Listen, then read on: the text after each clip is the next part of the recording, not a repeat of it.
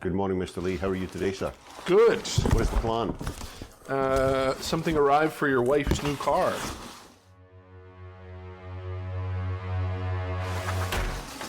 So this would be the broken, cracked tail light, which was full of condensation.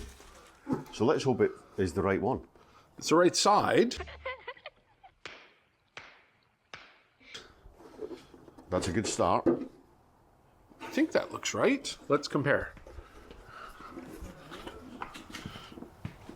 That looks pretty similar. That looks pretty promising, doesn't it? Okay, well, we'll whip it out. So here's a top tip then. We looked at getting these from the breaker's yard and from auto wreckers and all this kind of thing, and they wanted $350 for this car, didn't they? Yeah. And that was what, 125 new in country from somewhere else. We think it's new. Well, it looks brand new. Yeah. So it's probably made in China. However, Probably. It's going to fit, and it's saving us a load of money. And it's pretty easy. So this has to come off, which apparently is not attached very well in this car. And then two 10mm bolts, and then it just pops out. And the reality is Lee actually took this part out so that he can get the part number off it. So we will let you check back when we're done. So having undone the two nuts and pulled the light out, it's looking promising, isn't it? Yeah, it looks like you got to replace this whole thing, not just... I think if you just pull these tabs Yeah, these out. tabs should come out. So this one...